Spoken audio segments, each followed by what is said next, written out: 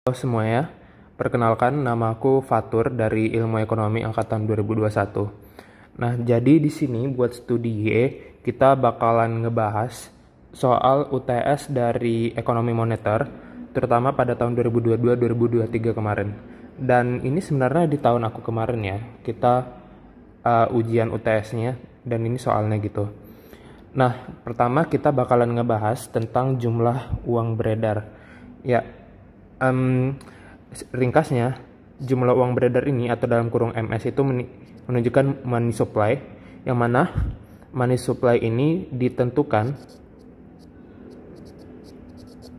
oleh bank sentral. Gampangnya gitu kan. Jadi bank sentral itu udah menentukan seberapa besar sih uang yang harus beredar di masyarakat. Dan biasanya itu adalah M1, bukan M2. Gitu. Dan di sini dari soalnya terdapat beberapa komponen jumlah uang beredar yang ada di Indonesia gitu. Uang kartal, elektronik, simpanan berjangka, dan lain-lainnya sampai giro falas gitu. Nah, di sini kita dimintai dari yang A. Dari tabel di atas, tuliskan pembentuk M1 dan M2. Nah, sebelum kita masuk ke M1 dan M2, kita harus tahu dulu M1 dan M2 itu sebenarnya apa. Nah, jadi cara kita untuk ngebedain M1 dan M2 itu adalah dari seberapa liquid dari asetnya tersebut. Jadi gini, M1 atau biasa kita sebut sebagai narrow money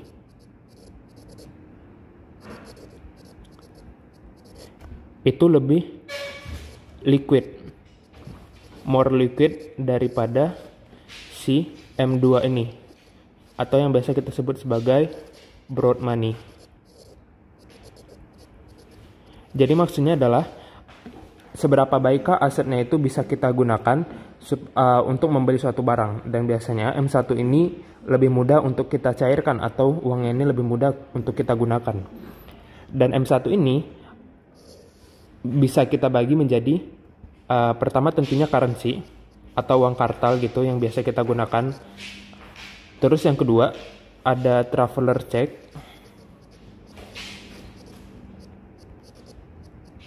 Ketiga itu ada demand deposit atau yang biasa kita sebut sebagai giro. Terus yang ketiga ada other checkable asset.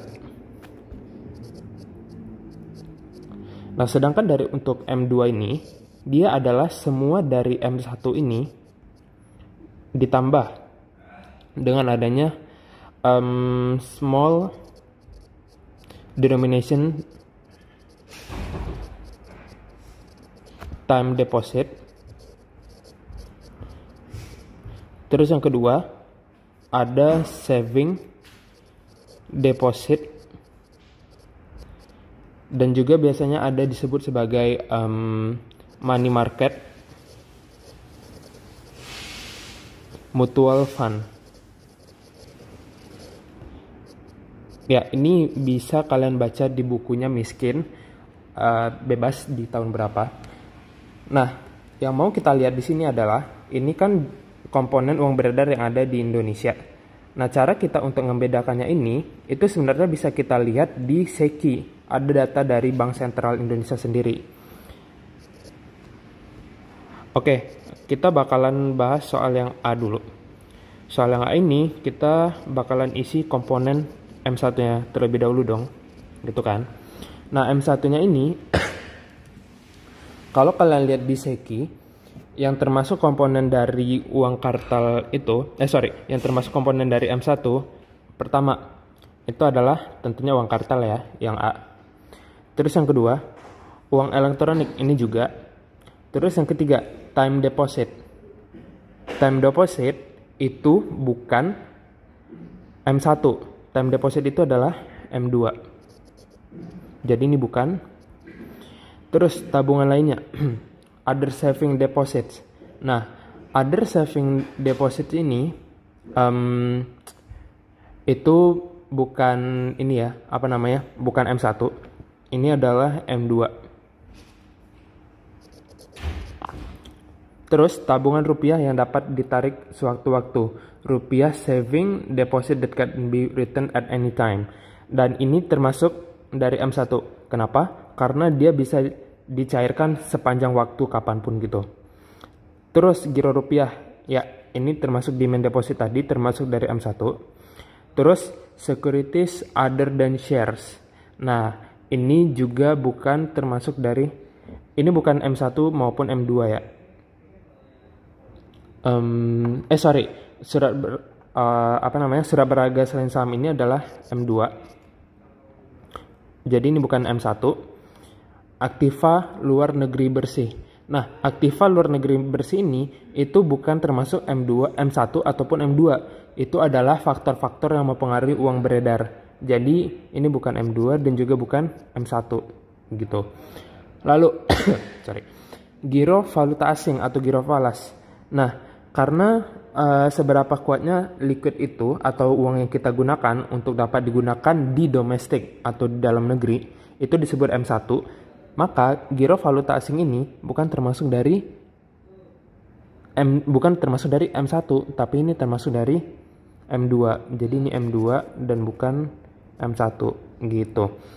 Nah, dari ini semua kita udah bisa melihat mana komponen yang M1 dan mana yang komponen M2. Berarti tinggal kita tulis M1 di sini adalah yang A tambah B. Yang A jangan tambah.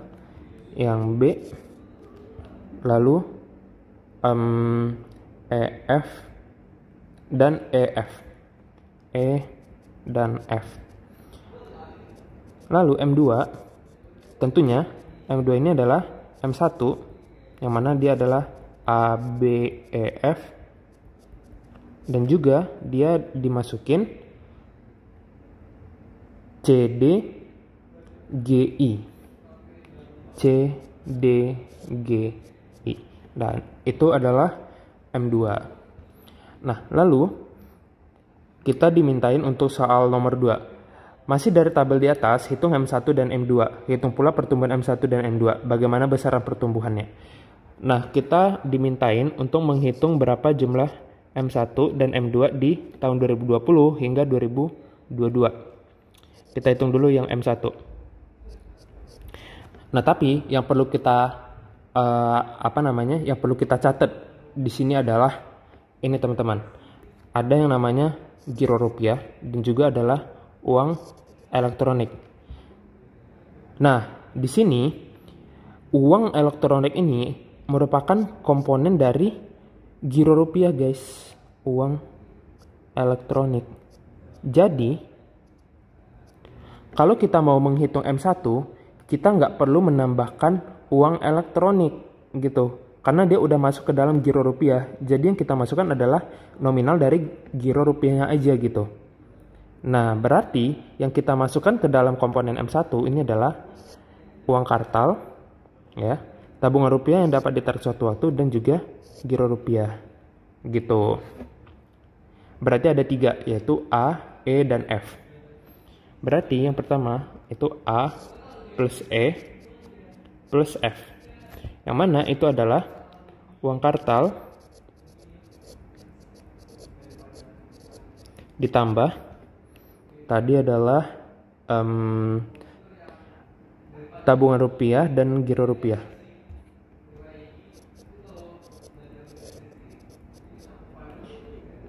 Tabungan rupiah dan giro rupiah gitu. Jadi ada 3 komponen di sini. Berarti jika kita melihat M1-nya 2020 760.000 ditambah 1,9 juta ditambah 1.100.000. 760.000 tambah berapa tadi? 1,9 dan 1,1. 1.900.000 ditambah 1.100.000. Hasilnya adalah 3.760.000. Itu M1 2020. Lanjut, M1 2021 itu senilai 830 tambah 2.100.000 tambah 1,45. 830.000 tambah 2.100.000 tadi ya. 2.100.000 tambah 1.450.000. Nah, ini coba gue lihat di kalkulator. Hasilnya adalah 830.000 tambah 2.100.000 tambah 1.450.000. Hasilnya adalah 4.380.000. Terus M1 di 2022 900, 2,2 dan 1,7. 900, 2,2 dan 1,7. Hasilnya adalah 4.800.000 ya. Ya seharusnya segitu. 3,9 tambah 900. Ya, 4.800.000. Dan itu untuk M1-nya. Nah, terus kita lihat M2-nya. M2-nya itu adalah M1 ditambah ini C, D, dan GI. Tambah C, tambah D, tambah G, tambah I. Yang mana C, D, G berarti dia adalah M1 tambah C-nya adalah simpanan time deposit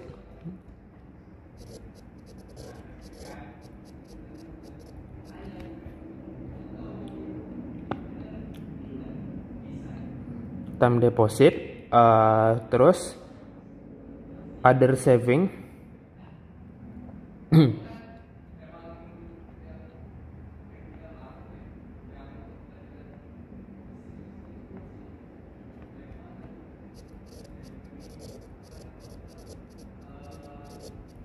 terus yang G itu adalah securities, surat berharga.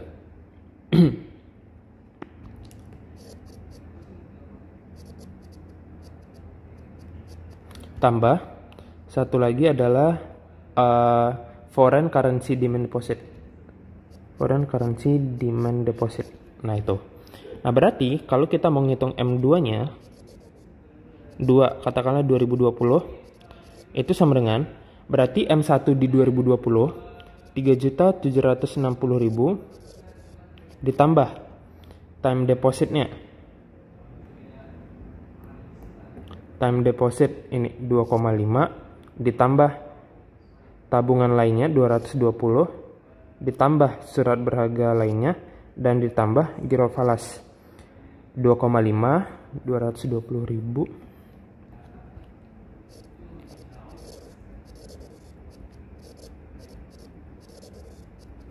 tambah berapa nih? 23.000 dan 360.000.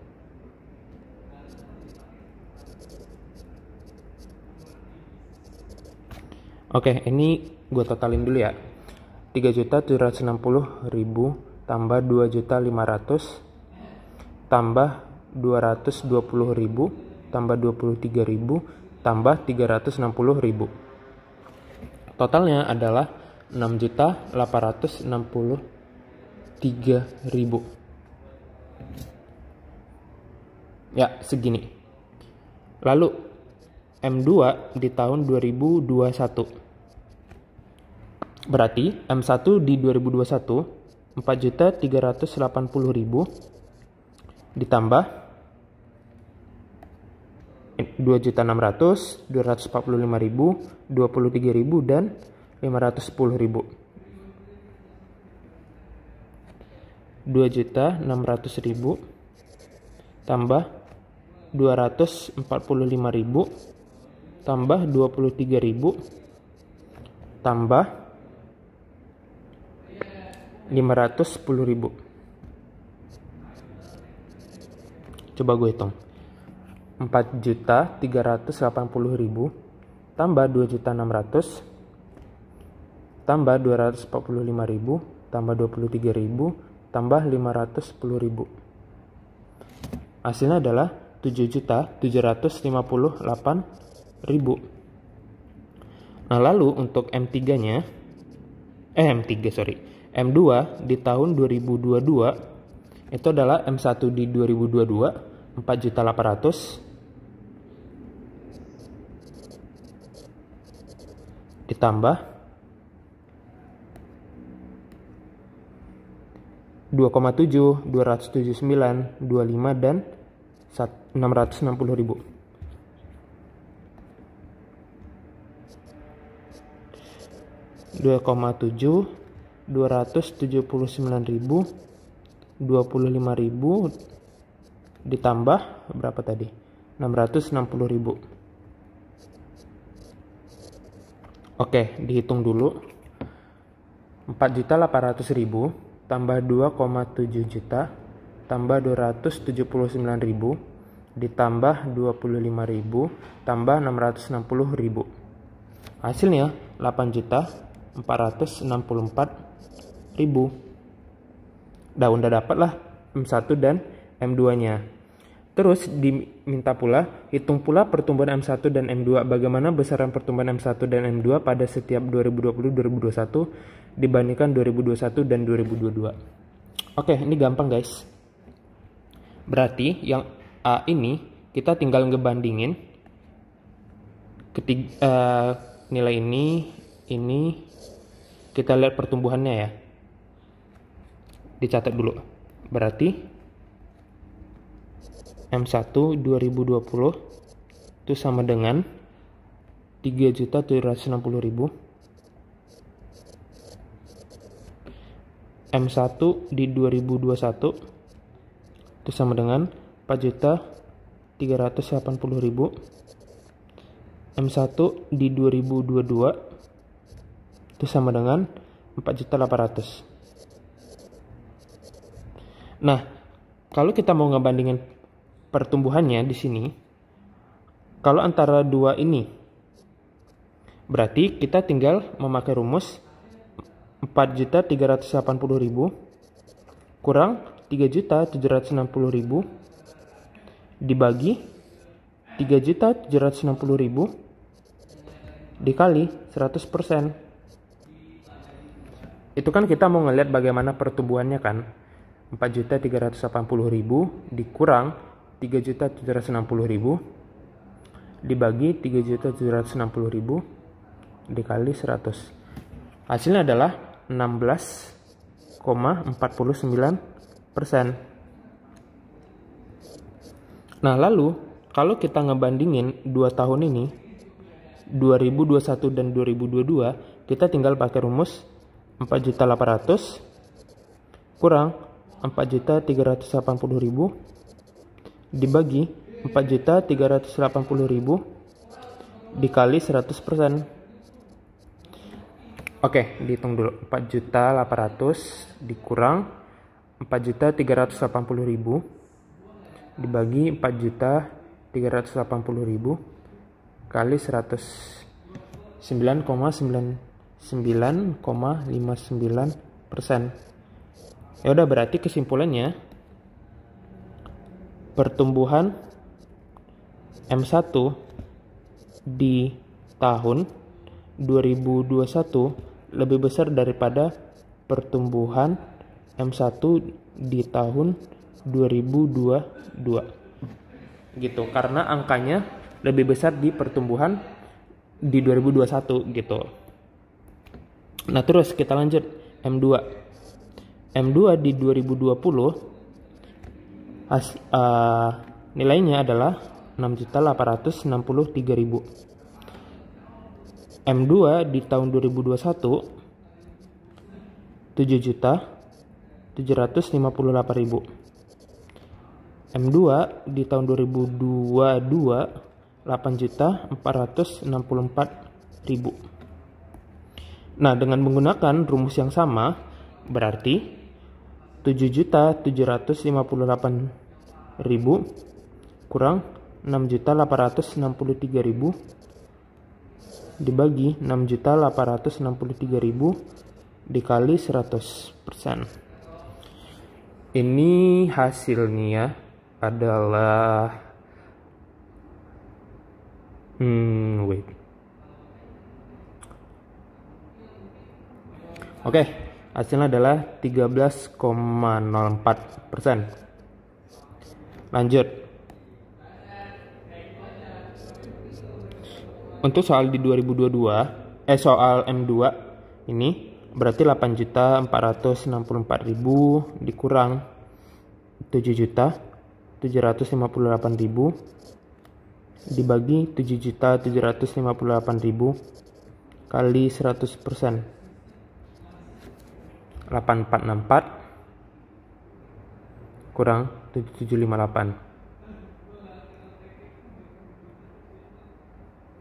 Hasilnya adalah 9,10%. Ya, kesimpulannya sama ya. Berarti pertumbuhan M2 di tahun 2021 lebih besar daripada pertumbuhan M2 di tahun 2022. Gitu. Itu untuk soal yang B. Oh ya, ini lupa ditulis ya. Ya, itu. Berarti pertumbuhan M2 di tahun 2021 lebih besar daripada pertumbuhan M2 di tahun 2022. Itu sama. Oke, next kita bakalan bahas soal nomor 3 atau soal yang C. Nah, soal yang C ini nggak ada kaitannya ya guys dengan soal jumlah uang beredar dari data yang dikasih dari Seki ini.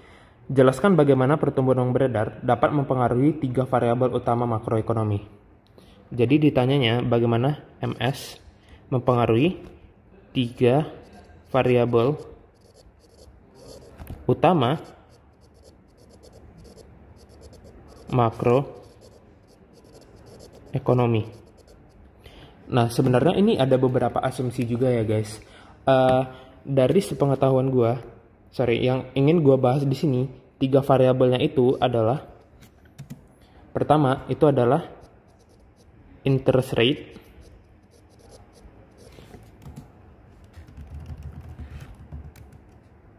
lalu lalu yang kedua itu adalah GDP, atau kita sebut ini aja deh, Y, output. Lalu yang ketiga adalah price level.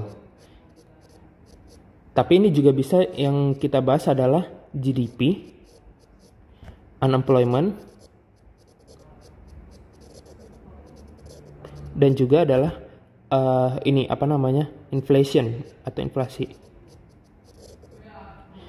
Nah, cara kita untuk mengetahui ini, bagaimana sektor moneter berarti ya, karena ini kita bahas money supply, pastinya dia adalah sektor moneter mempengaruhi ketiga variabel ini. Nah, membicarakan tentang money supply ya, dari yang udah gue pelajari dari MenQ, dari Blanchard di makro, dan ini kesimpulan utama itu bergantung pada time horizon. Bagaimana money supply mempengaruhi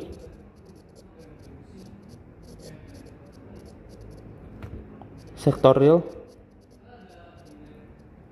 dan moneter. Karena gini guys, karena jika kita bandingkan ya, di jangka pendek dan di jangka panjang itu memiliki kesimpulan yang berbeda. Jika di jangka pendek kita membahas Keynes teori,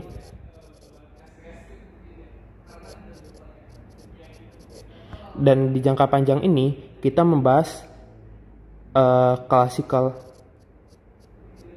teori. Nah, kita bakalan ngebahas yang di jangka panjang dulu. Nah, di jangka panjang ini karena disebut classical teori, artinya ada dikotomi klasikal yang mana mereka memisahkan variabel real dan variabel moneter. Yang artinya mereka ini tidak bisa saling mempengaruhi gitu. Jumlah uang beredar itu tidak dapat mempengaruhi berapa banyak jumlah output yang akan dihasilkan dalam suatu negara. Gitu. Nah, jadi di sini asumsi yang digunakan oleh classical teori pertama,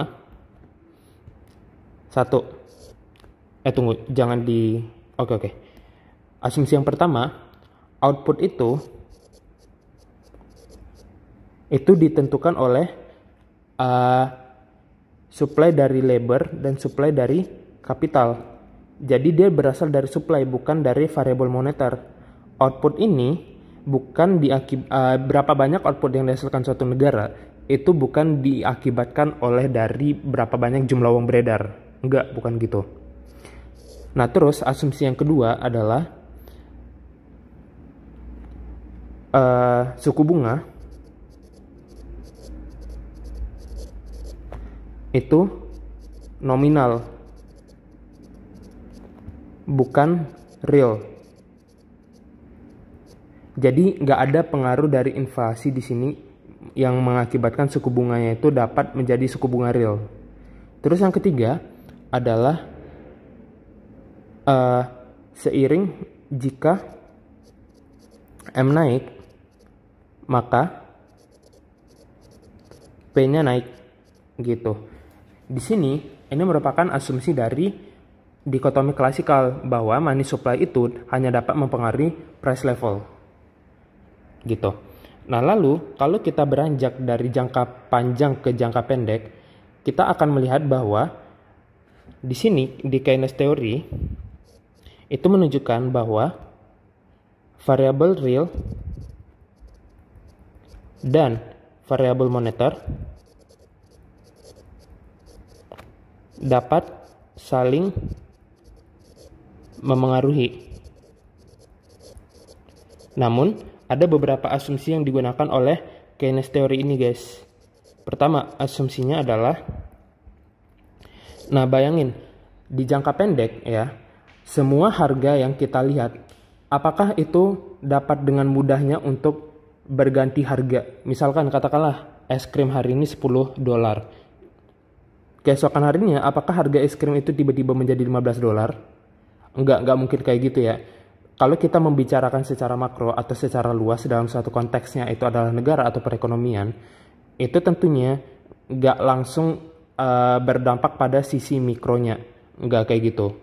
Makanya kita akan menganggap bahwa harga atau price level di sini,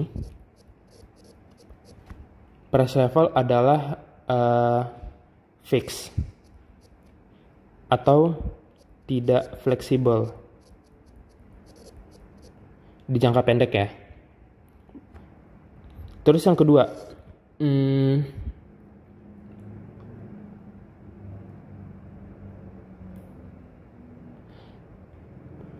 interest rate atau suku bunga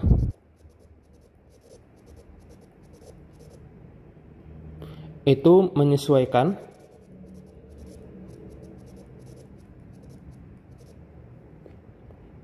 dari money supply dan money demand, karena berapa banyak money supply dan money demand yang dimintain oleh suatu masyarakat itu tentunya akan disesuaikan oleh juga dari suku bunganya. Terus yang ketiga, di interest rate suku bunganya ini, suku bunga dapat memengaruhi output suatu negara.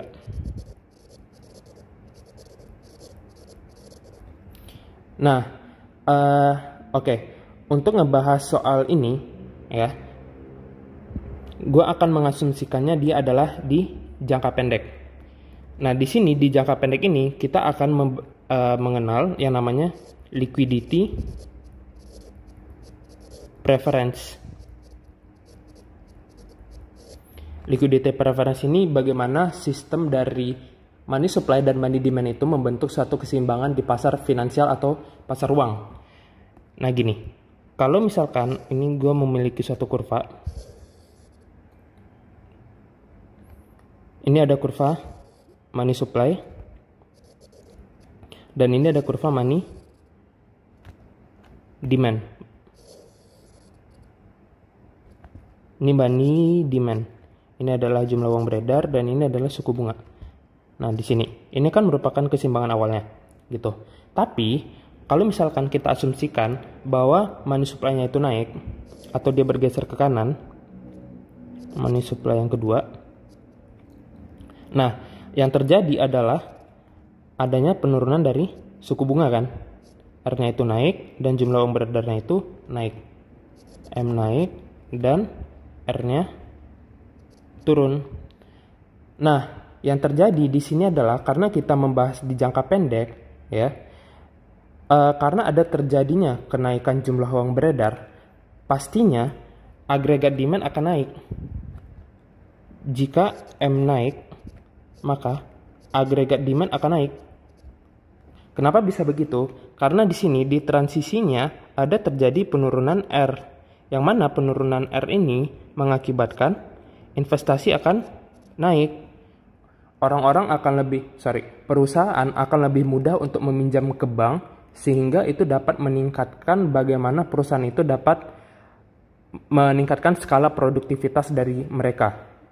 Nah, ketika produktivitas mereka itu meningkat, pastinya agregat demand pun akan naik, gitu.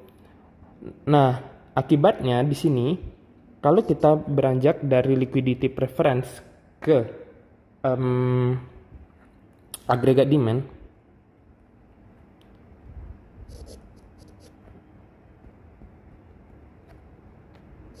pasar output,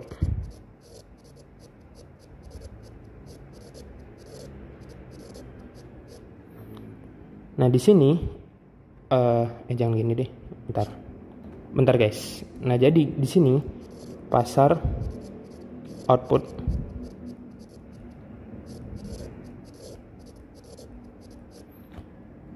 kalau kita gambarkan di sini kurvanya kayak gini ya.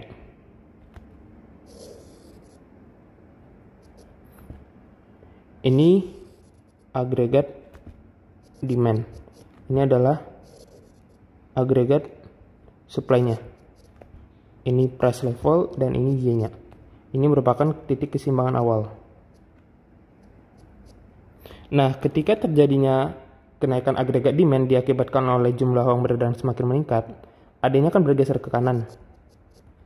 Berarti di sini akan terjadi kenaikan harga, guys. Yaitu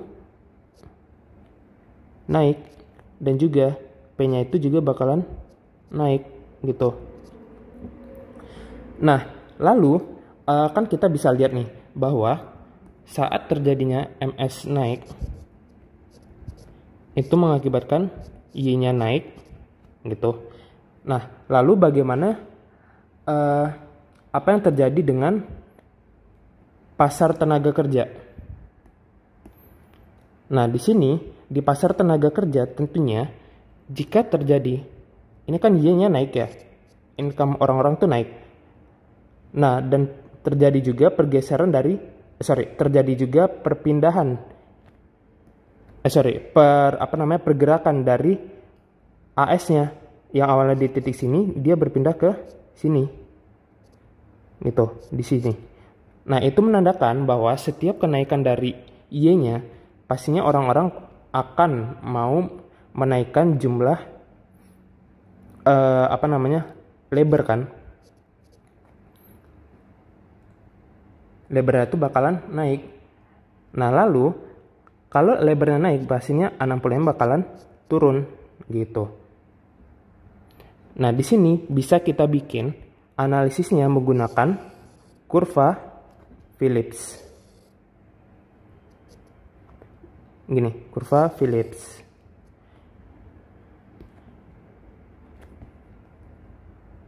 Ini dihapus dulu ya. Nah, katakanlah di sini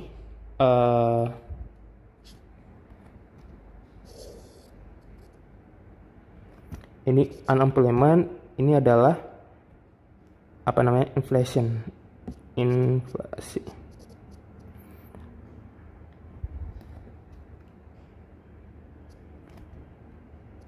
Nah, di sini ini merupakan titik A, ini titik B. Nah, pada awalnya sebelum terjadinya peningkatan agregat demand, Phillips curve-nya dia ada di sini di titik A. Namun setelah adanya kenaikan dari agregat demand, Phillips curve-nya akan berpindah ke sini, guys. Bergerak sepanjang kurvanya dari titik A ke titik B. Berarti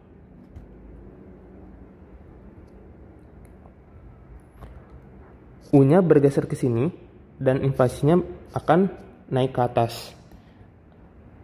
Nah, bisa kita simpulkan di sini U-nya turun, inflasinya naik. Nah, apa yang terjadi jika terjadinya kenaikan dari jumlah uang beredar? Berarti pertama, output naik atau GDP naik. Terus yang kedua, U-nya turun.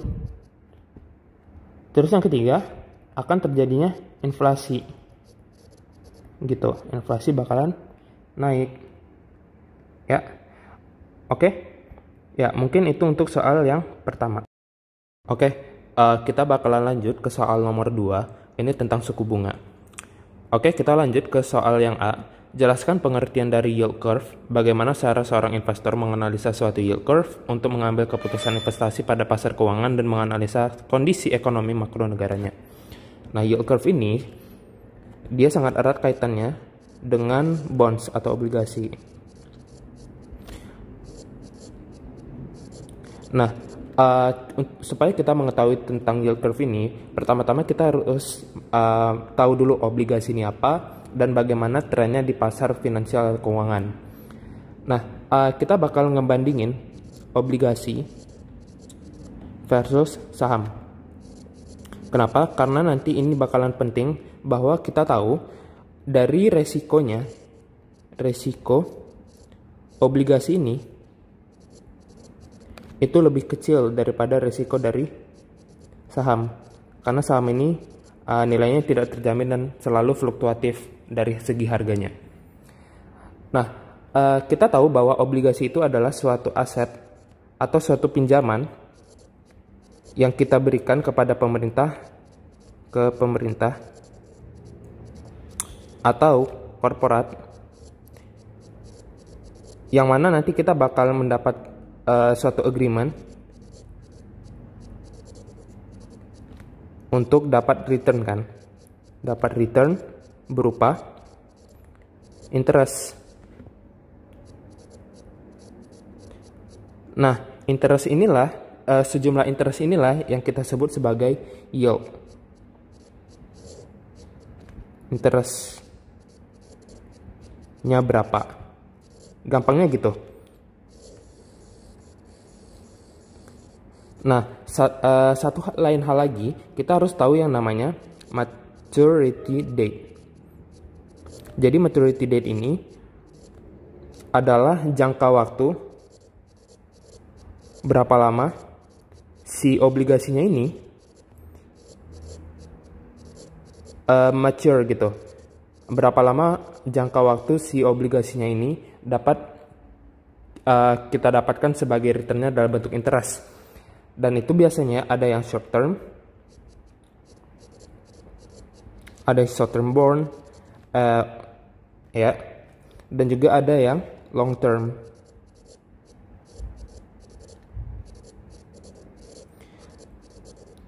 Nah, semakin lama atau semakin jauh maturity date-nya, maka ini gue tulis, semakin naik maturity date-nya, pastinya akan semakin besar interest-nya. Nah, dan ini akan semakin tinggi juga yield-nya. Akan semakin tinggi juga. Ini gue hapus dulu. Ini awalnya. Semakin tinggi maturity date-nya, maka semakin tinggi resikonya. Berarti semakin besar interest yang didapat.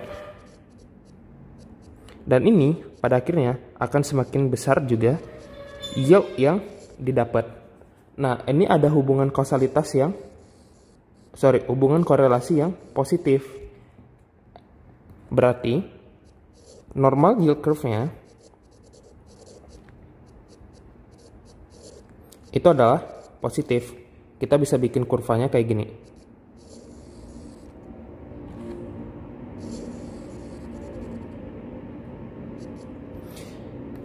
Ini dia. Set. Jelek banget.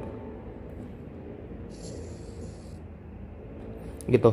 Nah, ini di y-axis itu yield, di x-axis itu maturity date-nya. Berarti semakin lama maturity date-nya, berarti semakin besar pula lah yield curve yang mungkin didapat. Dan di sini kita harus catat ya. Di sini adalah short term bonds.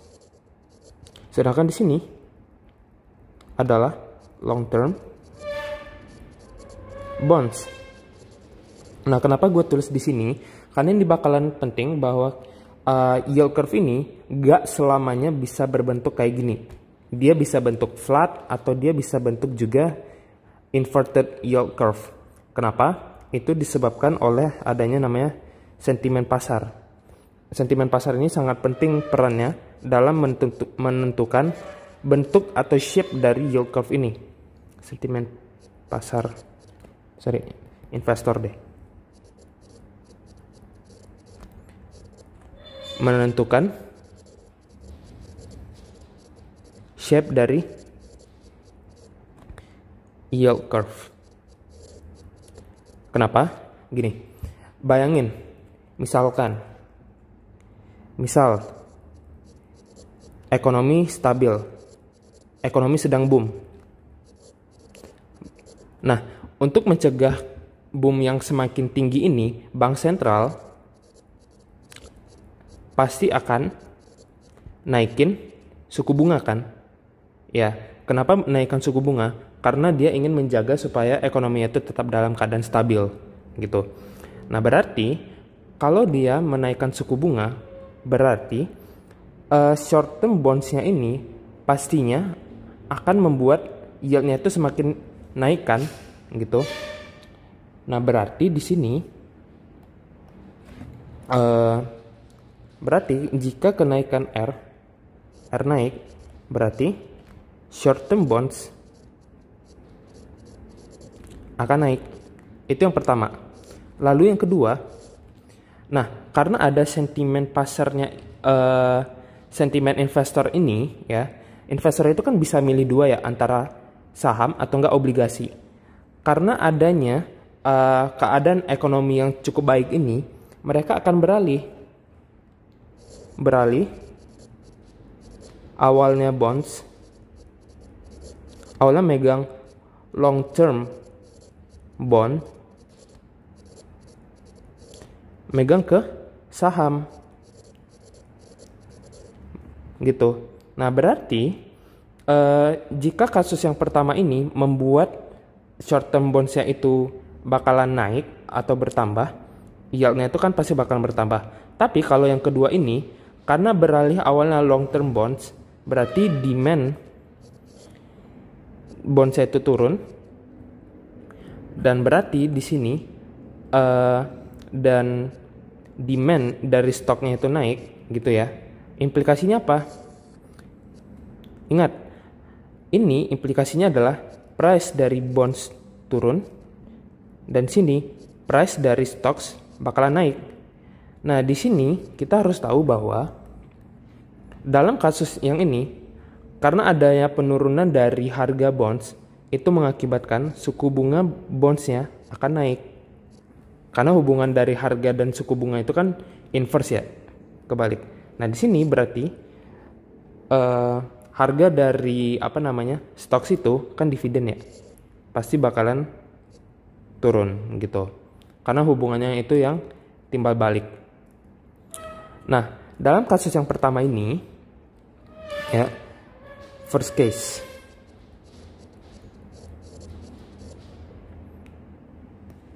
yang awalnya kayak gini curve-nya, sorry.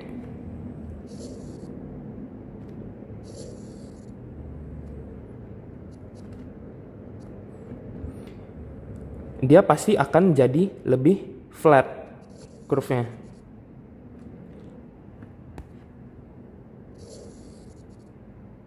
Kenapa?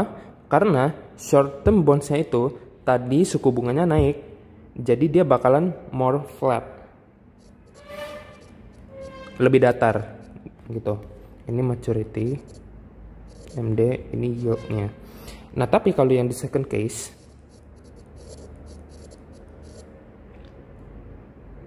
di sini kalau gue gambarin,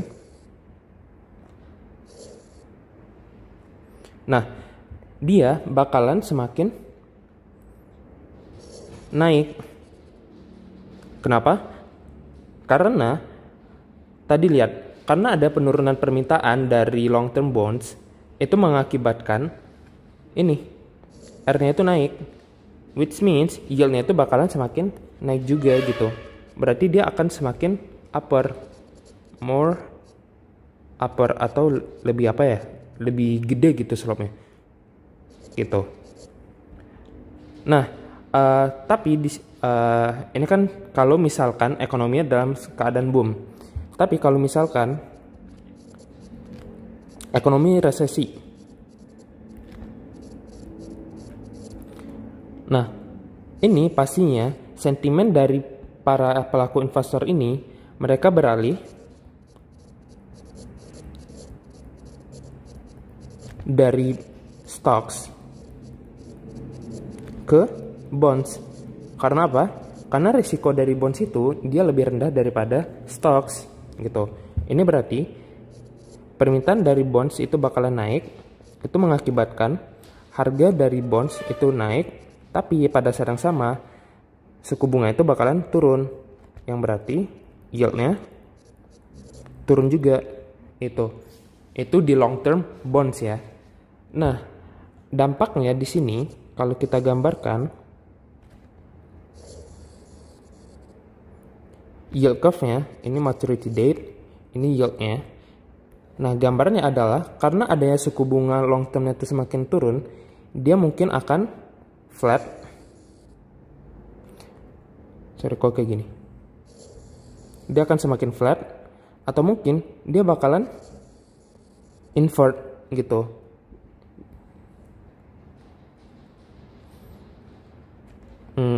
Oke. Kalau misalkan duplikat gambarnya,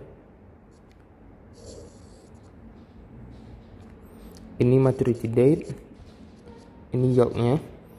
Dan dia bisa aja kayak gini, dia malah yield curve-nya itu downward sloping, inverted yield curve gitu ya. Jadi yield curve itu bisa bermacam-macam bentuknya, tergantung dari bagaimana kasusnya dalam suatu ekonomi suatu negara gitu guys. Oke, nah lanjut, kita bakalan ngebahas restructure of interest rate. Nah, soalnya bilang ini, jelaskan pengertian restructure of interest rate. Bagaimana cara seorang investor menggunakannya untuk bertransaksi di pasar keuangan. Nah, B itu ngebahas restructure. Jadi basically restructure itu ada 3. Pertama, default risk.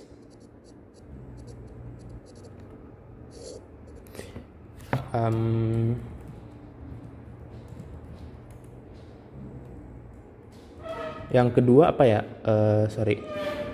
Yang kedua itu ada, aduh gue agak lupa lagi. Oh ya, yang kedua itu adalah liquidity.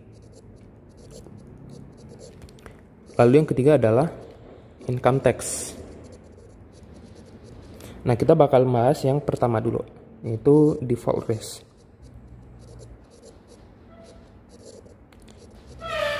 Jadi, default risk ini itu dipegang oleh corporate.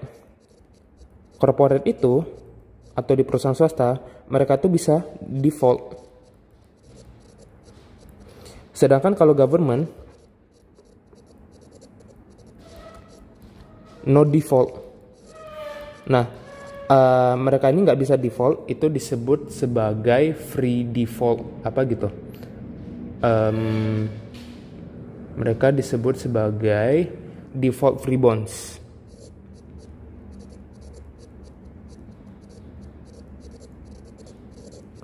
Alasannya kenapa mereka bisa no default, karena mereka bisa bayar melalui tax gitu ya.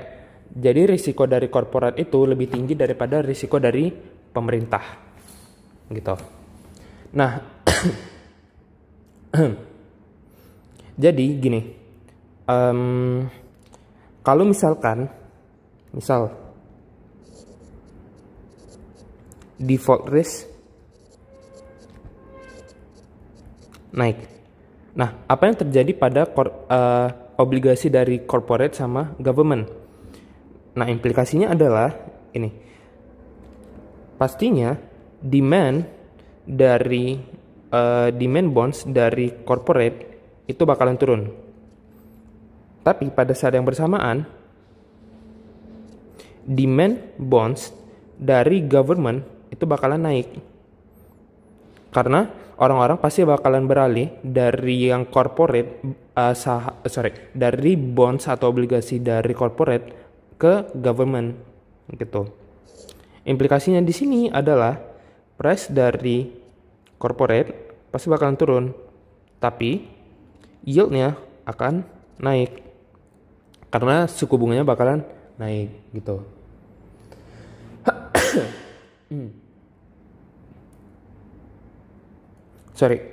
Lebih enaknya bahasnya itu adalah ini aja deh. Suku bunganya bakalan naik, tapi kalau di government harganya pasti bakalan naik, tapi di sini suku bunganya bakalan turun. Itu dari default risk. Lalu yang kedua itu dari sisi liquidity.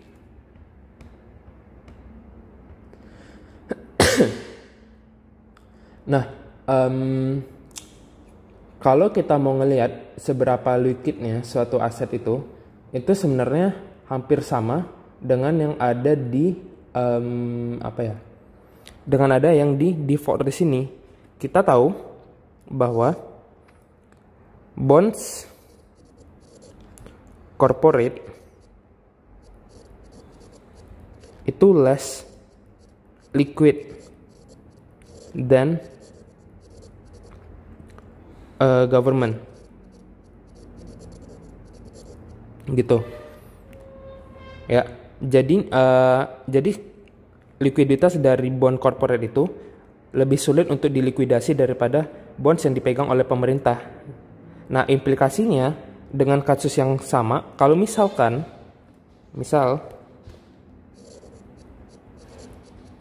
liquid dari corporate itu naik. Nah, implikasinya itu sama dengan yang di atas ini. Gitu. Gambarannya itu kayak gini. Lalu yang ketiga, income tax. Income tax consideration. Nah, yang awalnya kita mau ngebandingin dari obligasi corporate sama obligasi dari government, sekarang kita bakalan ngelihat bonds of municipal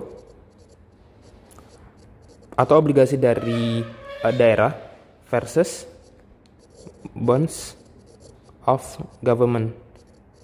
Jadi kita bakalan ngelihat obligasi dari pemerintahnya langsung. Nah, kalau kita lihat perbandingan di antara dua obligasi ini ya, obligasi dari municipal ini itu less liquid, sedangkan bonds dari government ini more liquid. Nah, tapi di sini yang perlu kita lihat adalah bonds dari apa namanya? Dia itu adalah lower interest rate. Tapi bonds of government itu higher interest rate. Nah, tapi yang perlu kita lihat di sini adalah di bonds of municipal itu dia higher yield. Tapi di sini dia lower yield buat government. Kenapa demikian? Karena ada pembandingnya di sini, ada income tax. Katakanlah gini, misalkan kita megang obligasi di pemerintah seharga $1.000 dan ini akan meraut yieldnya itu sebesar 10%. Nah, di sini kita pastinya bakalan dapat yieldnya itu sebesar $100 kan ya. Nah, tapi di sini di bonds of government itu dikenain pajak. Katakanlah pajaknya itu 6%. Berarti akan dikurangi didedak sebesar $60. Berarti total yang didapat adalah sebesar $40 gitu. Tapi di sini di bonds of municipal itu dia nggak dikenain pajak. Katakanlah dia memegang obligasi itu sebesar 1.000, mendapatkan yieldnya itu 8%. Nah, di sini perbandingan 10 sama 8% kan lebih rendah yang municipal kan ya. Nah, di sini dia bakalan dapat $80 gitu. Nah, makanya kalau kita lihat di sini, walaupun interest rate dari municipal itu lebih rendah daripada dari yang dipegang oleh government, tapi dia mendapatkan yield yang lebih besar gitu. Ini ada income tax consideration.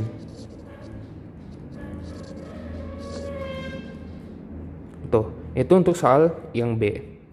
Terus yang ketiga, jelaskan bagaimana rumah tangga, perusahaan, pemerintah, dan bank sentral dapat mempengaruhi naik turunnya suku bunga. C. Rumah tangga,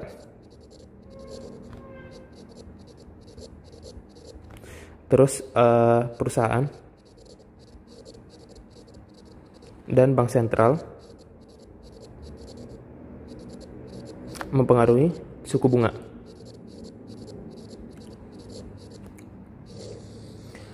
Dan ini sebenarnya gampang aja teman-teman, kita tinggal melihat liquidity preference. Nah, liquidity preference itu kan kita melihat keseimbangan antara money demand dan money supply gitu ya. Nah, money demand ini itu kita lihat dari household yang ingin dipegang oleh household dan juga firms biasanya. Sedangkan untuk money supply ini itu ditentukan oleh central bank. Jadi jelas ya gimana liquidity preference ini berperan besar. Jadi kalau kita bikin kurvanya,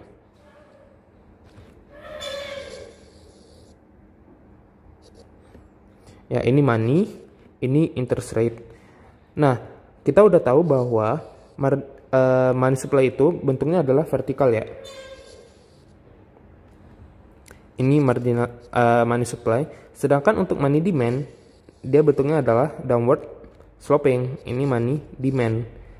Money supply itu karena dia udah ditentukan oleh central bank, makanya dia tidak dipengaruhi lagi oleh seberapa besar suku bunganya gitu. Nah, kita akan melihat pertama dari sisi money demand. Money demand itu kan oleh household sama firm ya. Nah, misalkan jika money demand naik, katakanlah itu mungkin karena ekonomi dalam keadaan yang uncertainty, tiba-tiba perusahaan dan rumah tangga mereka lebih banyak untuk memegang uang. Nah, impactnya adalah karena adanya kenaikan money demand, ini akan berimplikasi pada suku bunga yang naik. Karena kita tinggal melihat dampaknya ke ini aja, set money demand naik. R-nya tetap sama guys. R-nya bakalan naik gitu.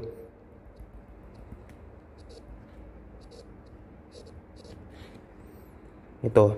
Nah, lalu kalau kita mau lihat bagaimana dampaknya terhadap money supply. Nah, kalau misalkan money supply-nya itu naik, suku bunganya bakalan turun. Kita lihat di sini. Money supply-nya geser ke kanan karena dia naik.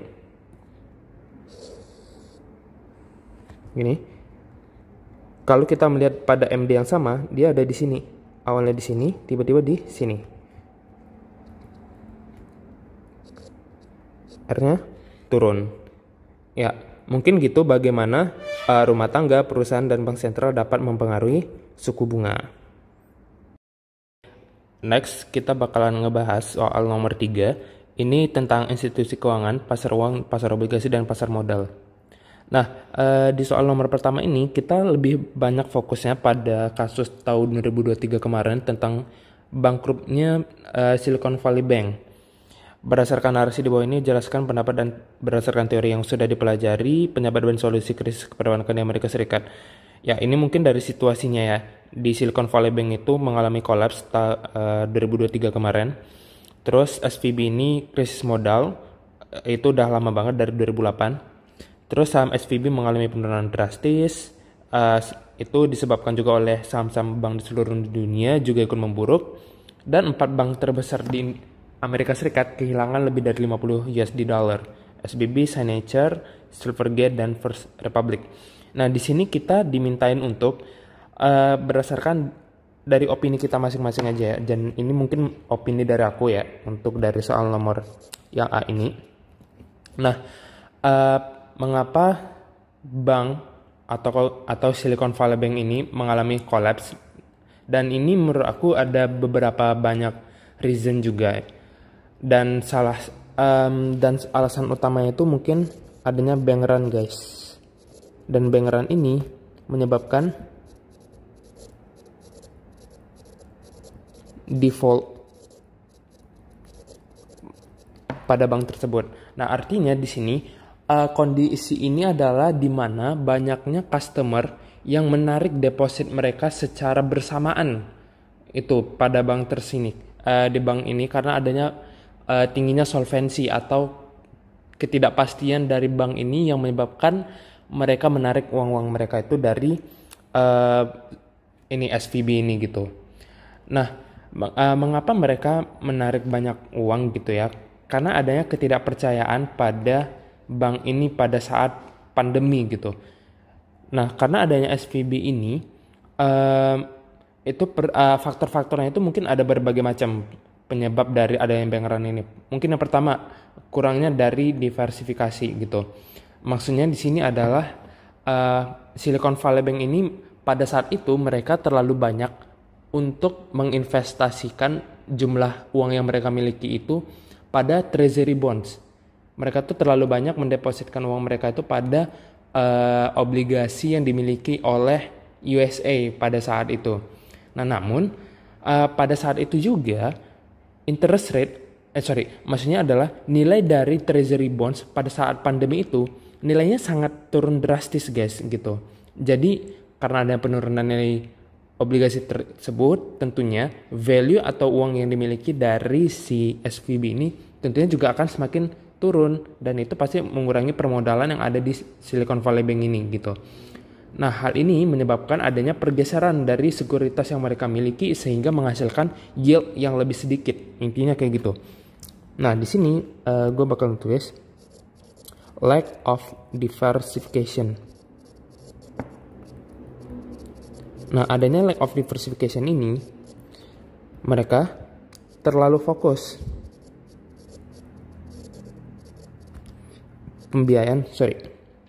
invest ke obligasi pemerintah atau yang kita sebut sebagai treasury bond, yang mana pada saat itu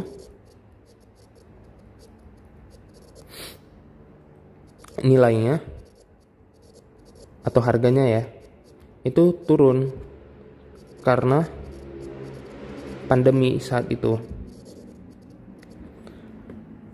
gitu. Nah, hal inilah yang menyebabkan mereka tidak bisa mengatasi adanya penurunan aset yang terjadi pada saat customer itu withdraw seluruh deposit yang mereka taruh di SVB. Itu sih. Nah, itu untuk jawaban ringkasnya untuk soal yang pertama. Terus yang kedua, untuk soal yang B, ini sebutkan dan jelaskan regulasi-regulasi di sektor keuangan, khususnya perbankan.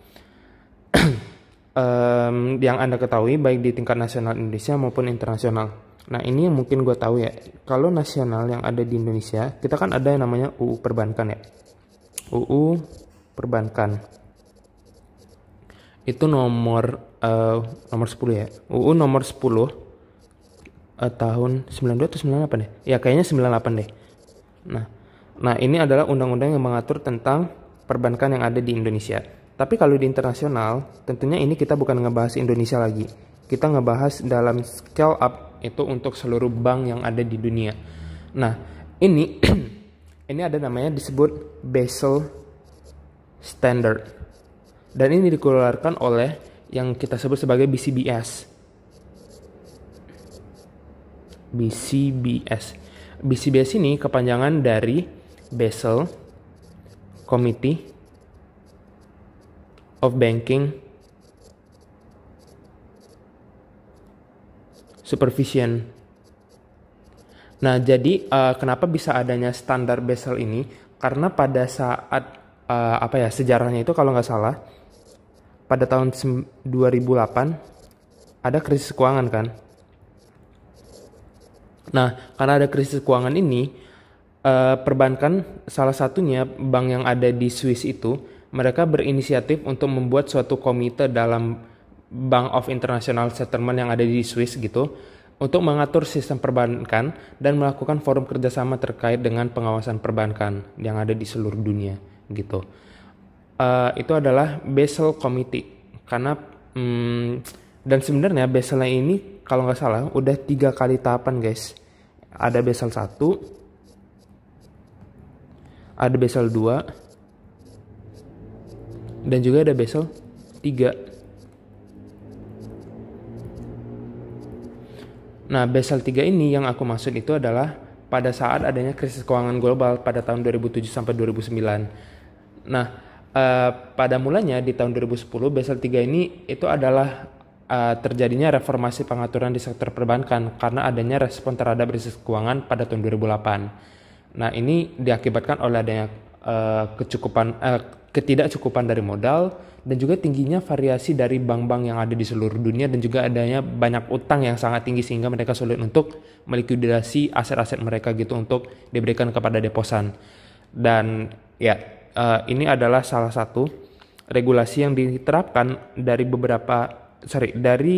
banyaknya negara akibat dari krisis-krisis yang terjadi gitu, namanya Basel Standard gitu. Nah, lalu yang C, uraikan perbedaan pasar obligasi dan pasar modal. Ya, kalau misalkan pasar obligasi tentunya kita ngebahas tentang obligasi. Kalau pasar modal ini lebih tertuju kepada saham gitu. Jadi kita akan menilai bagaimana obligasi versus saham gitu. Ya, ini sebenarnya cukup gampang kalau kita meneliti lebih lanjut ya. Nah, kalau kita lihat obligasi ini merupakan instrumen, dia itu berupa utang. Tapi kalau saham ini adalah instrumen modal, yang artinya di sini obligasi berupa instrumen utang itu adalah yang mana kita memberikan pinjaman ke dalam suatu perusahaan atau pemerintah, yang mana nanti pada saat kita membeli obligasi itu kan ada agreementnya. Nah, agreement itu berarti dalam beberapa jangka waktu ke depan dia akan diberikan return, yaitu sejumlah pinjaman yang udah dia kasih ke korporat atau pemerintah ditambah dengan interest yang ada dalam obligasi tersebut. Depends on maturity date yang kayak udah gue jelasin tadi di soal nomor 2 gitu. Itu dari segi instrumennya. Nah, terus apalagi ya? Nah, terus yang kedua dari segi resiko. Resiko di sini untuk obligasi itu rendah. Sedangkan untuk resiko saham itu tinggi. Makanya biasanya pengembalian atau return dari obligasi itu relatif rendah. Terus saham relatif tinggi untuk returnnya gitu. Ya. Nah, untuk pengembalian obligasi, pengembalian atau return investasinya ini ya dalam segi obligasi itu adalah dalam bentuk yield. Sedangkan kalau saham dia dalam bentuk dividen atau capital gain, bisa di sini capital gain, yang berarti saat belum pada masa jangka waktunya obligasi ini kalau kita jual kembali itu akan mendapatkan capital gain dan juga mungkin bisa capital loss. Dan saham itu juga bisa terjadi ada capital gain atau capital loss. Ya, itu untuk perbedaan dari pasar modal dan pasar obligasi. Nah, terus lanjut ke yang D. Jelaskan dampak kenaikan suku bunga acuan baik di Amerika Serikat maupun di Indonesia pasca Amerika Serikat. Pasca Amerika Serikat terus menaikkan suku bunga untuk menghadang inflasi di Amerika Serikat terhadap pasar modal dan pasar obligasi Indonesia, khususnya terhadap harga saham dan yield obligasi di Indonesia. Oke, dampak kenaikan suku bunga acuan baik di Amerika Serikat. Nah, intinya kan gini, Amerika melakukan kebijakan kontraktif kan, dengan menaikkan suku bunga acuannya tuh terus menerus. Yang ditanyanya apa yang terjadi pada pasar saham dan pasar obligasi gitu ya. Dan itu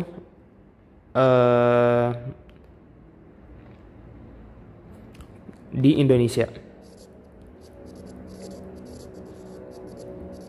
Nah gini, Amerika Serikat ini sebagai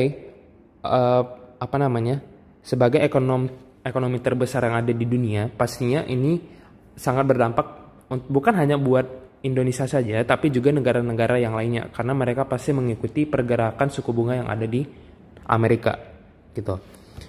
Nah, adanya kenaikan suku bunga yang ada di Amerika ini, tentunya ini pasti dilihat oleh warga Indonesia bahwa satu peluang atau chance bahwa akan mendapat yield lebih tinggi. Kan gitu dong ya.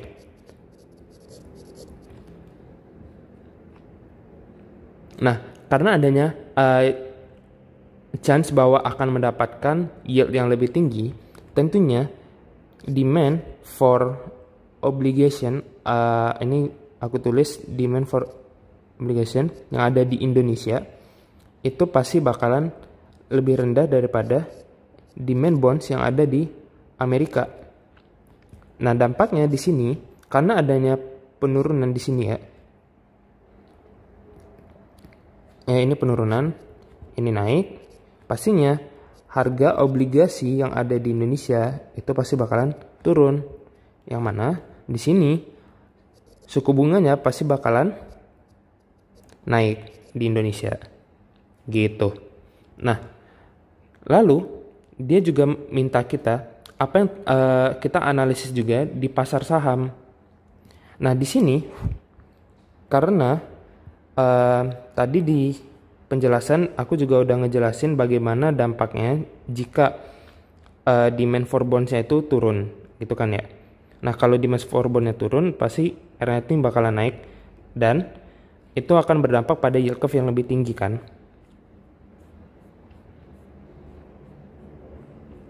Di sini. Jadi, di sini kalau kita bikin kurvanya, grafiknya,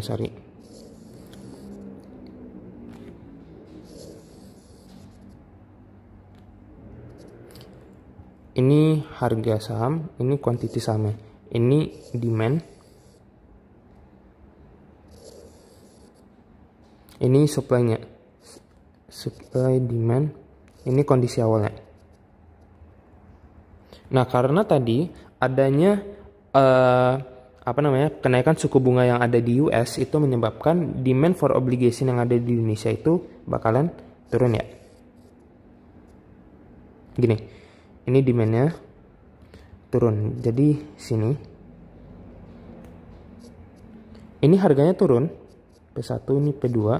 Tapi karena adanya kebalikan dalam harga dan suku bunga, ini pastinya suku bunganya pasti bakalan naik gitu. Nah, di sini apa yang terjadi pada pasar saham?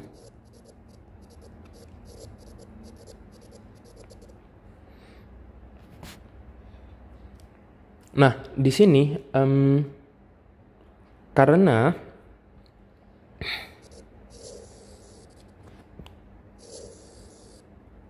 karena yield yang mungkin dihasilkan di pasar saham di pasar obligasi Indonesia lebih rendah, pastinya bentukannya pasti bakalan gini, guys.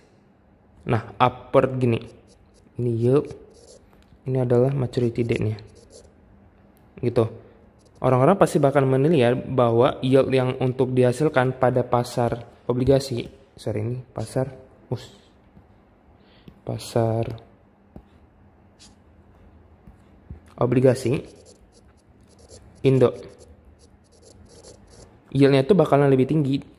Nah, pastinya mereka mengira bahwa risiko yang terjadi di pasar saham itu terlalu tinggi. Mereka akan beralih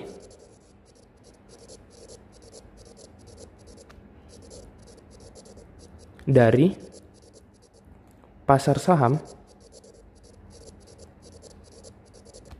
ke obligasi, sehingga permintaan pada saham pun akan turun. Ini key saham dan ini harga saham. Di sini ini demand-nya, ini supply-nya, ini titik awalnya, kondisi keseimbangan awal. Tapi karena ada penurunan dari sisi demand-nya, ya gini, ini analisisnya, key-nya pasti akan turun dan harganya juga akan turun gitu. Itu buat analisis soal nomor 3. Kita bakalan ngebahas soal terakhir di soal nomor 4, pasar valuta asing. Nah, kalau membicarakan pasar valuta asing, it means that we could see the interchange of currency. Jadi yang kita lihat di sini adalah bagaimana nilai dari suatu mata uang suatu negara itu relatif terhadap mata uang negara lainnya. Apakah itu bisa lebih rendah atau mungkin itu bisa jauh lebih tinggi gitu. Misalkan kita mau melihat bagaimana perubahan nilai tukar rupiah terhadap US dollar. Berarti kalau misalkan exchange rate ya, nilai tukar itu kita lihat sebagai foreign currency dibagi dengan domestic currency. Nah, ini kalau misalkan foreign currency-nya itu kita anggap sebagai US dollar, USD 1. Dan di sini domestic currency-nya anggaplah di sini sebagai 15.000 rupiah. Begitu ya. Nah, kalau misalkan ini jadi kali 2. Ini itu kali 2 berarti US dollar 2 US dollar per 15.000 rupiah. Ini berarti setiap 1 dolar USA itu sama juga dengan 7.500 rupiah. Nah, di sini implikasinya berarti mengatakan bahwa rupiah terapresiasi. Sedangkan kalau USD mengalami depresiasi atau penurunan nilai mata uang gitu. Itu simpel dasar dari exchange rate. Nah, di sini kita mau melihat di soal yang upper dulu ya. Di era tahun 1980-an nilai tukar tetap banyak diadopsi oleh beberapa negara sebagai rezim nilai tukar yang berlaku karena diyakini memiliki banyak manfaat bagi perekonomian.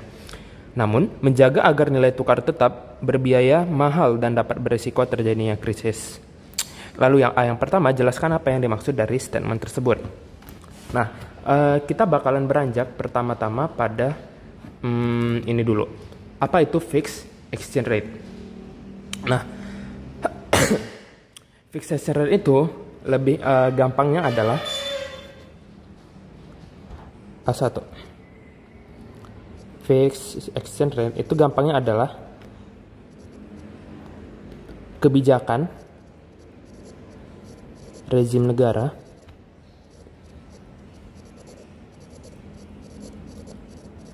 agar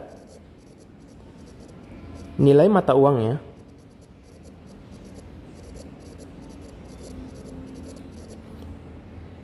itu fix terhadap mata uang negara acuan.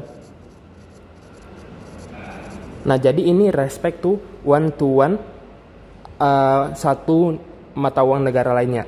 Misalkan USD terhadap rupiah gitu. Dan itu enggak terhadap US Singapura terhadap rupiah, enggak. Ini respect to one and only currency in other state gitu. Nah, yang ngebedain fixed exchange rate dengan flexibility exchange rate itu adalah kita mau fixed exchange rate ini akan tetap terjaga.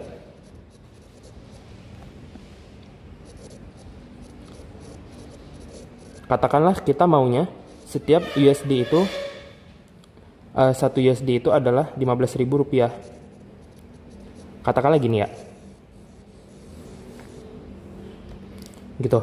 Nah, kalau kenapa kita mau kayak gini terus? Misalkan nih, dalam suatu kurva di pasar valuta asing,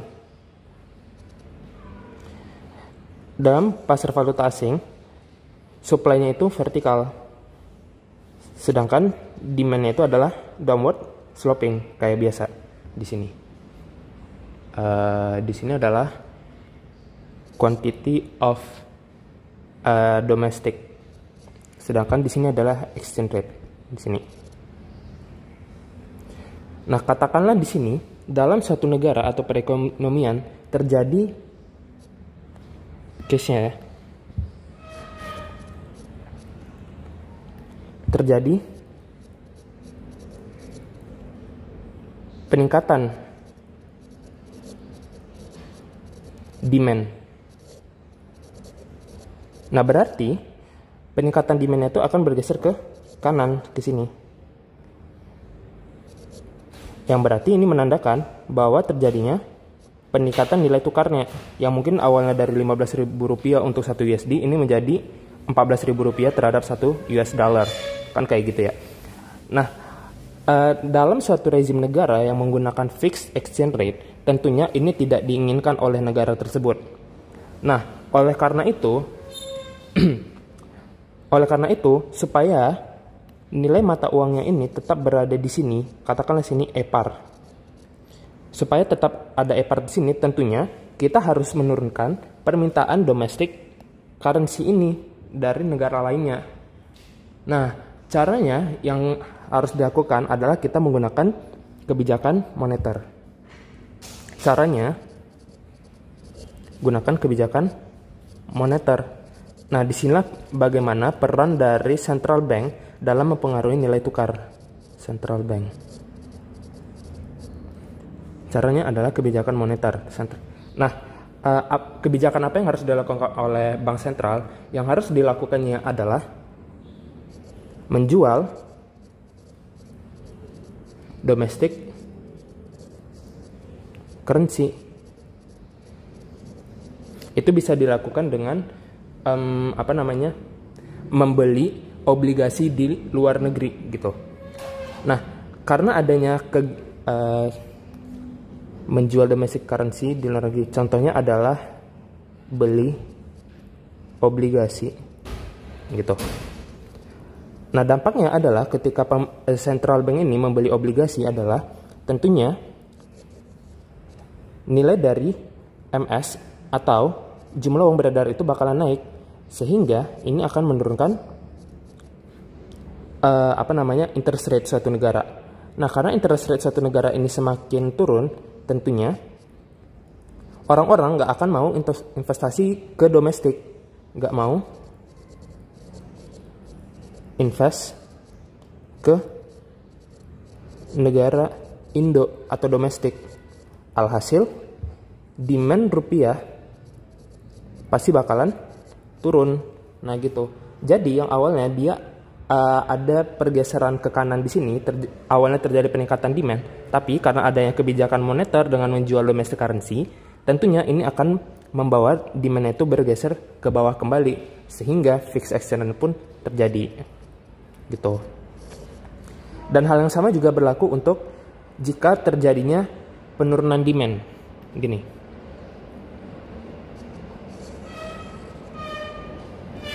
Ini set gini.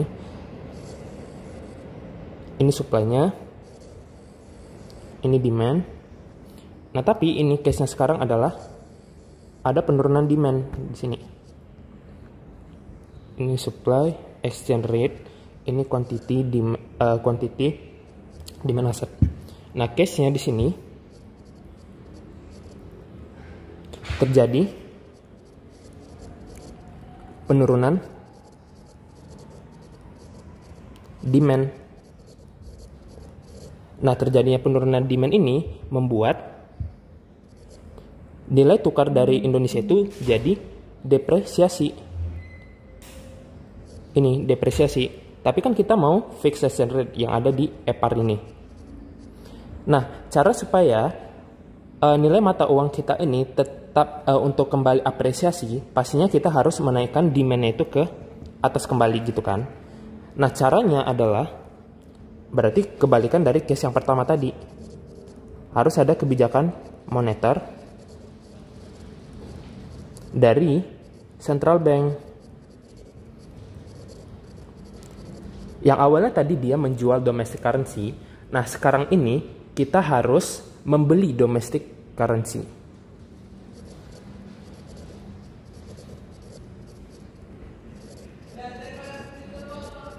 Bagaimana cara supaya central bank ini, mata uang dari rupiah ini dibeli oleh negara-negara lainnya?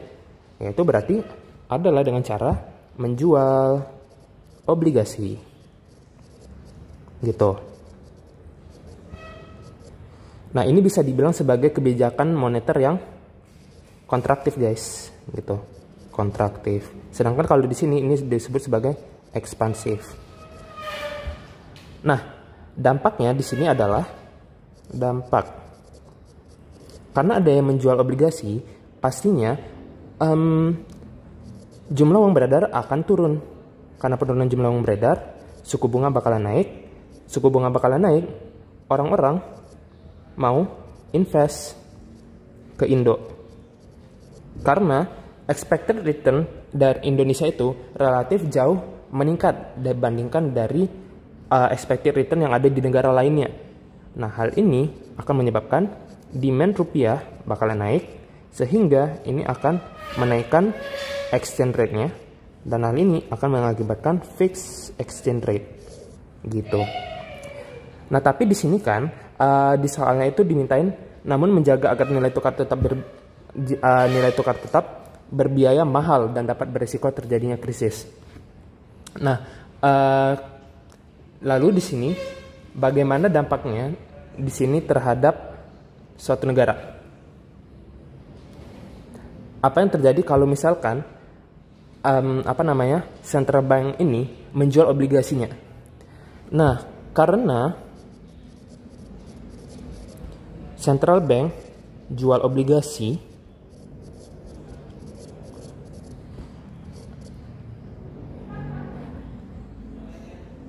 kok menjual sih? Membeli. Kalau di case kedua ini, membeli obligasi,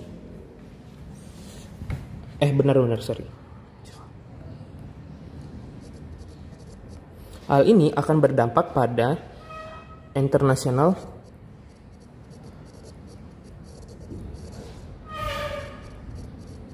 reserve-nya Indonesia gitu. Ketika domestic currency kita itu terlalu tinggi di sini ya, masih overvalued, central bank harus membeli domestic currency supaya terjadinya fixed exchange rate. Tapi hasilnya adalah kita kehilangan international reserve-nya. Nah, ketika international reserve ini turun, ini dapat berpotensi pada resesi karena kita nggak memiliki cadangan lagi supaya dapat memitigasi hal tersebut gitu. Nah, kita lanjut ke soal yang A2.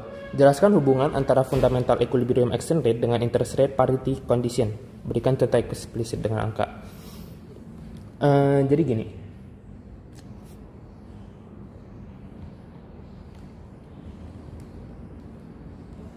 Interest rate parity condition A2.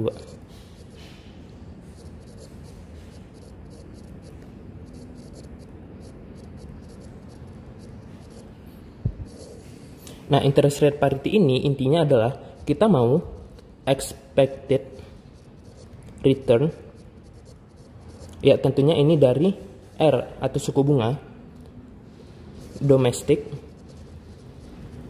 itu sama juga dengan expected return R-nya juga hapus dulu, foreign. Nah, ini kita tulis sebagai ID, sedangkan ini kita tulis sebagai IF.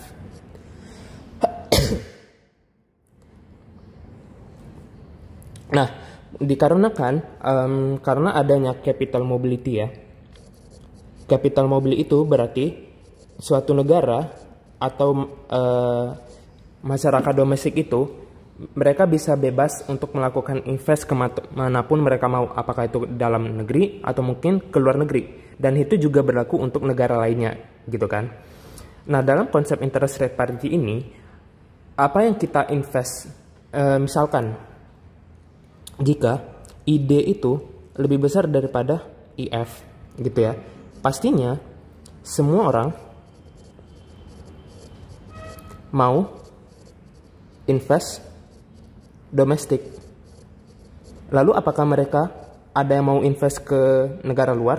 Jawabannya tidak. Kenapa? Karena adanya perfect substitution. Gitu. Nah, dalam menjawab hal ini bagaimana kita bisa melihat berapa besar sih pengaruhnya gitu? Karena kita membahas tentang pasar valuta asing, tentunya kita akan ngebahas tentang exchange rate juga dalam interest parity ini. Nah, kalau rumusnya interest rate parity ini dalam bukunya si miskin ini dituliskan bahwa ID sama dengan IF gitu kan. Tapi harus ada pengaruh dari ini, nilai dari nilai tukar T+1 dikurangin ET per ET.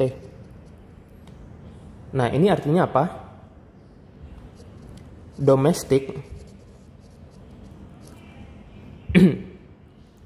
interest rate equals the foreign interest rate minus the expectation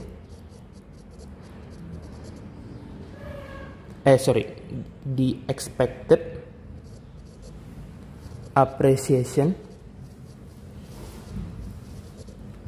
of the domestic currency. Nah, gitu. Jadi di sini maksud dari rumus ini adalah bahwa ide itu sebagai domestic interest rate, nilainya itu harus sama dengan foreign interest rate. Jadi nilai suku bunga yang ada di negara lain dikurangi dengan besarnya apresiasi yang kita ekspektasikan dalam negara domestik gitu. Nah, kenapa interest rate parity ini penting gitu ya? Karena kita dengan beberapa pengaturan matematis ini bisa kita ubah menjadi T plus 1 per IF kurangin ID plus 1. Artinya ini apa? Artinya jika ID naik, maka nilai dari ini kan IF kurang ID plus 1 ini kan pasti akan turun ya. Nah, ini menandakan bahwa ET-nya, maka exchange rate dalam suatu negara itu pasti akan naik gitu. Berawal dari sini menjadi ke sini. Nah, lalu apa lagi? Jika IF naik, maka IF kurang ID plus 1 ini pasti juga bakalan naik. Maka exchange rate-nya domestik suatu negara itu pasti akan turun gitu. Berawal dari sini jadi ke sini. Itulah gunanya persamaan dari interest rate parity ini. Kita ingin melihat bagaimana kondisi perubahan suatu suku bunga dari dua negara itu berdampak pada nilai tukarnya. Ya. Nah, di soal ini juga dimintain besarnya, berikan contoh eksplisit dengan angka. Ya udah, berarti gini. Kalau misalkan misalkan kita bandingin USD dan rupiah. Gitu. Kita sebagai saat ini kondisinya adalah ekspektasi kita di masa depan adalah ETE plus 1 itu sama dengan 1 USD per 15.000 rupiah. Nah, di sini IF-nya sama dengan mungkin katakanlah 10%. Terus di sini ID-nya katakanlah di sini 8%. Gitu. Nah, berarti ET-nya di sini adalah ET sama dengan 1 USD per 15.000 rupiah itu dibagi 0,1 kurang 0,08 ditambah 1. Hasilnya adalah berapa nih? Hasilnya adalah 15.000 dikali 0,02 1,02 15.300. ET-nya sama dengan 1 USD per 15.300 rupiah. Nah, tapi bagaimana jika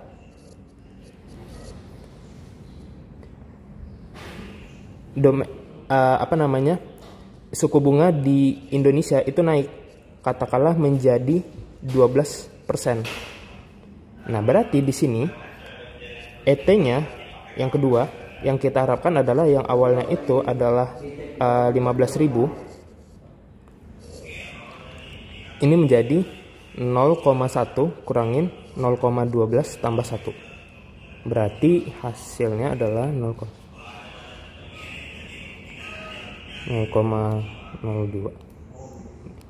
0,15.000 kali 0,08. Berapa nih guys? 0,1 kurang 0,12 tambah 1. 0,98. 15.000 kali 0,98. Hasilnya adalah 1 USD itu ekuivalen sama dengan 14.700 rupiah gitu. Nah, yang awalnya segini 15.300, tapi karena ada peningkatan dari apa namanya ini suku bunga rupiah itu menjadi 14.700 rupiah doang gitu ya, mungkin itu. Nah terus di soal nomor yang B ini, tidak lama sejak Silicon Valley Bank diumumkan runtuh, pasar valuta asing, data kurs nilai tukar USD terhadap euro terekam merosot, kemudian tiba-tiba kembali menguat sebagaimana terlihat di grafik berikut. Jelaskan hubungan antara krisis keuangan dan perubahan besar dalam nilai dolar ini. Nah, ini cukup gampang kalau kita melihat analisis dari grafisnya. Ya, tapi apa yang menyebabkan dia tuh bisa turun gitu. Nah, di sini karena adanya SVB-nya itu runtuh, tentunya mereka nggak punya modal kan. Stigma pasar mengatakan bahwa mereka harus tapi mengalihkan aset ke tempat lain gitu kan, bukan di Amerika lagi. Sehingga di sini demand dari USD itu turun, dan hal ini mengakibatkan exchange rate dari USD itu turun gitu. Nah lalu setelah hal ini berjalan, tentunya bakalan ada recovery dari US supaya mereka tidak lagi tergejolak terhadap kondisi krisis keuangan ini. Seperti yang tadi dalam kondisi fixed exchange rate, ketika terjadinya penurunan nilai mata uang suatu negara, untuk meningkatkan nilai mata uangnya itu lagi, mereka harus supaya bisa menaikkan kembali adalah dengan ini ya, menjual domestic currency-nya. Jual domestic currency supaya exchange-nya naik lagi gitu. Dan itulah yang terjadi pada pasar keuangan dan pasar valuta asing yang ada di negara Amerika Serikat, terutama karena adanya kemerosotan dari Silicon Valley Bank gitu.